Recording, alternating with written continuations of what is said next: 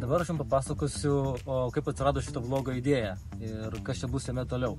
Taigi, kai Aurimas Alujavičius perplaukė Atlanto vandenyną vienas su irkline valtim, aš pagalvojau, ką čia būtų galima dar tokio sudėtingesnio padaryti, dar tokio didingesnio ir pareikalaujančio daugiau pastangų.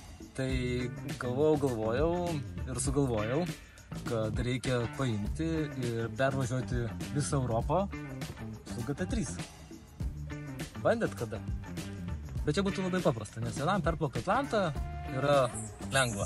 Kaip ir pervažiuoti Europą GT3 vienam yra labai lengva. Nes važiuoji vienas, su nieko nereikia bendrauti, su nieko nereikia taikytis, ką nori tą darai. Daugybė privalumų. Daugiau nesugalvoju, bet tikrai yra.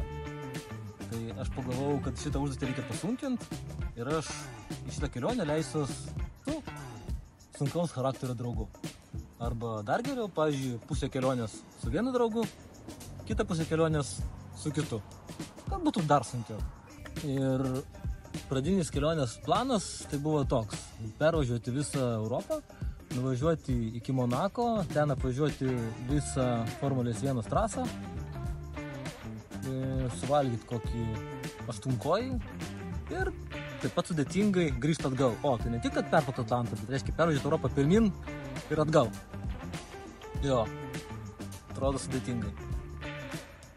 Bet kai pradėjau kelionę planuoti, viskas kiek pasikeitė. Tai šitas vlogas yra sukurtas tam, kad aš pasidalinčiau tos kelionės nuotykiais ir jau nuo sekančios serijos pradėsiu rodyti pasiruošimą ir pabandysim į vieną seriją sudėti po vieną dieną. Pažiūrėsim, kaip čia bus. Tai kelionės planas yra gana turiningas, bet čia su sąlyga, kad nebus kažkokių ypatingų nuotykių, kurie galėtų sutrumpinti. Pažiūrėsim. Tai wish me luck, važiuojam toliau.